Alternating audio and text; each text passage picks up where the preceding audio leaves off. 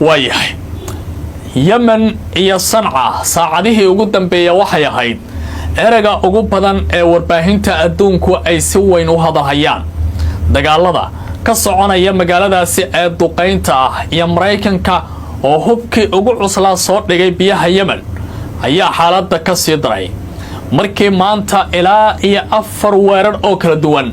waqooyiga Sanca lagu qaaday mid ka mid ah weerarada ayaa loo adeegsaday diyaarad gantaale soo tuurtay waxay la haleeshay gaari meel wada ah marayay warbaahinta kooxda Xuutiyiintu waxay leeyihiin hal qof ayaa halkaas ku dhintay 3 kalena way ku dhaawacmeen jiha kale oo la weeraray oo Sanca ka tirsan ayaa sidoo kale 2 qof lagu dilay inta markay xaaladda taagan tahay madaxweynaha dalka Mareykanka Donald Trump ayaa ka soo hadlay magaalada Washington waxa uu yiri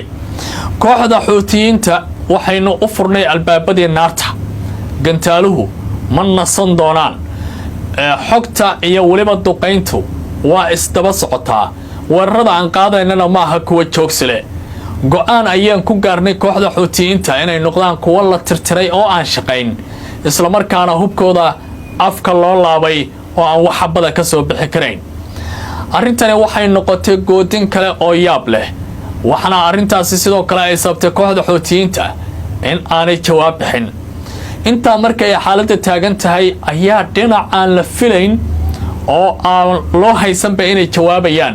waxay ka timid ayd weyn madaxweynaha jamhuuriyadda Iran Mas'uud Pezeshkian ayaa hadlay waxana uu yiri dagaalka lagu qaaday Yemen micnihiisu waxa uu yahay in dawladda Iran la weeraray waxaan ognahay Mareykanku waxa uu mahmaahanayo iyo halka uu u habaabanayaba inay tahay in Tehran uu weerar ku soo qaado Yemen waan idin la jirnaa xanuun kasto idin soo gaarayna waan idin la qaybsanaynaa hal yaabina ayuu yiri waxa kasta oo sameeynaya Trump iyo waliba dhinacan naga soo horjeeda macnaheedu waxay tahay jab iyo waliba dhibaatad gaarsiiseen dhinaca bariga dhexe ka dagaalamaya waa Israa'iil sida uu hadalka u dhigay waxa uu yiri damqashada kaliya kuma ekaan doonto iyo aamusnaanteena mid aynu ka tacsiyeynayna wixii dhacay hase yeeshee Iran jawaabteedu waxay noqon karaysaa mid saacad walba baxda oo reer Yemen loogu heliyo dalka Iran jawaabaha uu bixinayo intaas oo kaliya ma ahayn oo waxa sidoo kale hadlay wasiirka amuraha dibadda Abbas Araghchi oo la hadlay wakaaladda wararka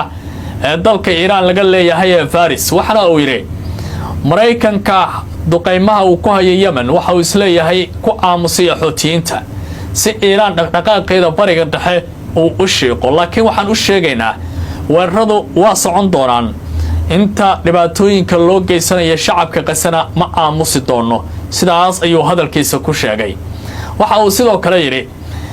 aamusitaanka la doonaya Iran in la aamusiyo iyo sidoo kale inay joojiso bacriminta hubkeeda uraniumka iyo nuclearka waa riyad dhalanteeda oo qof maalin cad lugaynaya oo riyado oo kaliya uu yahay hase yeeshee waxaan leenahay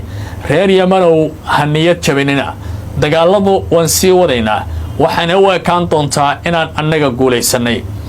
kooxda Xuutiyiinta dhibaatooyin adag ayay u geysteen Israa'iil weerar aan kala joogsi lahayn ayay ku qaadayeen maalmihii hore ee dagaalka 14 bari maanta galay ee qisa ka soconaya markii uu bilaabmay meelaha ay weerareen waxa kamid ah garoonka caasimadda Israa'iil ku yaala ee Ben Gurion dhaqaale aad u fara badan ayaa lagu soo waramayaa halkaasi Israa'iil inay ku lumisay laakiin hadda Xuutiyiintu waxa ay dareemayaan xaaladii ugu adkayd Mareykankuna waxa uu leeyahay la iskuma soo gaarayo ee waa la soo gabagabaynayaa afayeenkii kooxda Yaxya Sariic ee ka soo muuqanaya warbaahintana maalmahan sooma muuqan goodintiisii hanjabaadiisii libsheegashadiisii iyo gurmadkii u dhahaya waan gaari doonaana lama hayo lama oga kooxdan in ay gantaalaha iyo duqaynta Mareykanku ay aamusiyeen oo sida looga adkaaday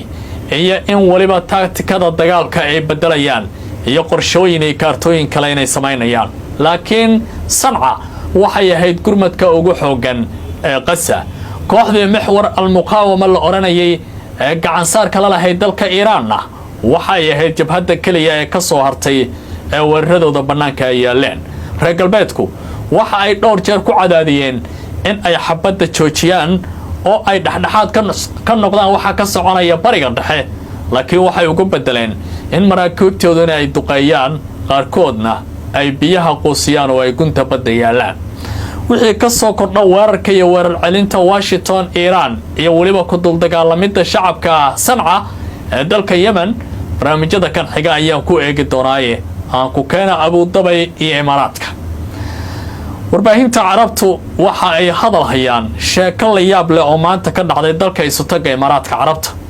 sheekadani waxay tahay tallaabo ay qaaday dawladda Abu Dhabi oo 4 qofood maxkamad la soo istaajiyay 3 ka midna dil toogasho lagu xukumay midna xabsi madaxa ku furta lagu xukumay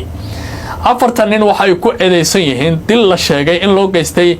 nin daaci ah oo u dhashay Israa'iil kaasi oo aragtida iyo waliba falsafada Israa'iil faafinayay ninkan ayaa haysta dhalashada dalabaad laakiin Israa'iil fikirkeeda ku shaqeynayay gurigiisa ayaa laga afduubtay kadibna meydkiisa ayaa la helay Abu Dhabi oo baaritaan sameeyay waxay tilmaameen inay dhowr qofood soo qabteen laakiin maanta waxa ay sheegeen 3 ka mid ah in degta dhiiga loo darayo oo la dili doono halka nin kalena xabsi madaxa ku furta lagu xukumay